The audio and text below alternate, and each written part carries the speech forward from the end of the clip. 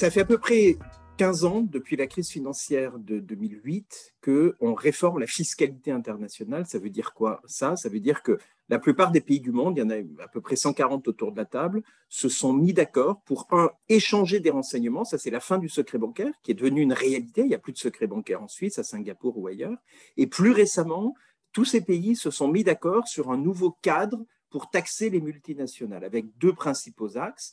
Le premier, c'est mettre en place un impôt minimum à 15% effectif. Le mot effectif est important, ce n'est pas juste un taux de 15% avec des bases qui se videraient, mais il faut que les entreprises payent maintenant 15% effectif par rapport aux profits qu'elles font.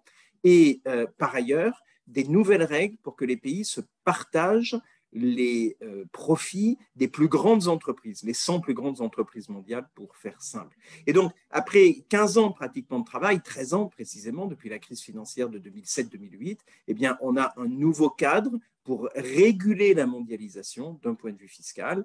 Et tout ceci s'est concrétisé le 8 octobre dernier avec un accord entre 137 pays. Et c'est intéressant, on a les pays du G20, la Chine, les États-Unis, mais aussi les pays en voie de développement, l'Europe. Et l'Europe s'apprête à appliquer, sous la présidence française de l'Union européenne au premier semestre 2022, ces règles-là, en particulier l'impôt minimum mondial.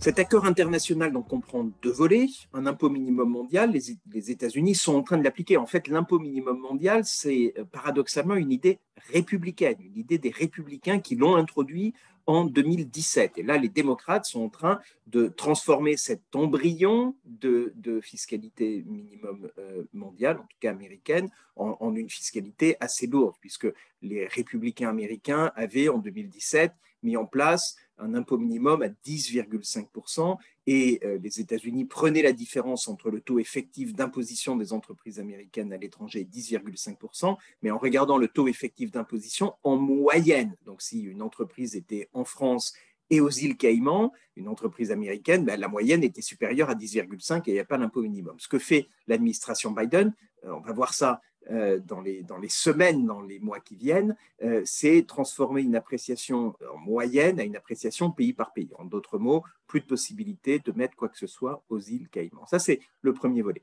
Le second volet de la réforme, qui consiste à mieux se répartir entre pays les rentes, les profits des plus grandes entreprises. Naturellement, vous avez 40% et peut-être un peu plus en termes de profit de ces plus grandes entreprises qui sont américaines. Et là, ça nécessite une convention multilatérale, un traité multilatéral. Et il y a toujours une question avec les États-Unis. Vous négociez avec l'administration, mais comme il y a une séparation des pouvoirs, on n'est pas habitué à la séparation des pouvoirs en Europe et dans le reste du monde, eh bien, on n'est pas sûr que l'exécutif soit suivi par le législatif. Et le Congrès, le Sénat en particulier, qui a constitutionnellement le droit de ratifier par une majorité des 2/3, il y a toujours une question. Le bipartisanisme qui est un peu cassé aux États-Unis va-t-il fonctionner sur ce sujet qui est sur ses fondamentaux bipartisans? Et au-delà de cette question du côté bipartisan ou pas de la réforme, est-ce que le Congrès veut simplement appliquer une réforme décidée par l'exécutif? Ce que l'on pense, nous, à l'OCDE, parce qu'on a négocié ce deal et qu'on a intégré dans ce deal pas mal de contraintes américaines, y compris républicaines, c'est que les fondamentaux de ce deal sont non seulement acceptables par les États-Unis, mais reflètent une vue profonde des États-Unis. Maintenant, il y a toujours une incertitude. Néanmoins, si les États-Unis ne devaient pas ratifier cet accord immédiatement, c'est-à-dire dans l'année qui vient, puisque les signatures devraient intervenir d'ici le mois de juin, et donc la ratification avant la fin de l'année, moi j'ai tendance à penser qu'on a tourné une page, on avait un modèle qui datait des années 1920, on a maintenant un nouveau modèle, et ce nouveau modèle, s'il n'est pas appliqué immédiatement, il va l'être assez rapidement après.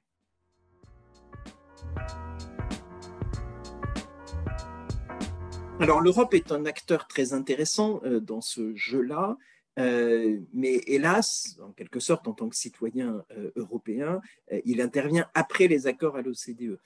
Pourquoi? Parce que l'Europe, elle est divisée et elle est un peu bloquée. Elle est divisée parce que vous avez des profils très différents entre États membres de l'Union européenne. Vous avez des pays à haute fiscalité et à haut niveau de protection sociale, comme la France, mais aussi la Suède, le Danemark et quelques autres. Puis vous avez des petits pays un peu périphériques ou centraux, périphériques, l'Irlande, centraux, le Luxembourg, qui dépendent beaucoup des investissements étrangers et qui donc, pendant les 40 dernières années de globalisation sans régulation, se sont positionnés sur une offre fiscalement très attractive. Leurs détracteurs diraient des paradis fiscaux, moi j'utiliserai pas ce terme, mais des pays qui se sont positionnés pour être extrêmement agressifs. Et donc, quand vous mettez ensemble la France et l'Irlande, ils n'ont pas du tout des intérêts communs. Et comme vous avez, c'est ça le blocage, la règle de l'unanimité, ils ne peuvent pas se mettre d'accord, donc ils sont bloqués. Pour les débloquer, il a fallu en fait l'intervention de l'OCDE et nos cadres inclusifs. On a aujourd'hui 140 pays qui sont autour de la table. Ces 140 pays, ça comprend les États-Unis, la Chine, les pays du G20, mais aussi les pays en voie de développement et aussi les concurrents de l'Irlande. Je pense à Singapour ou à Hong Kong ou à d'autres pays qui peuvent avoir une offre compétitive.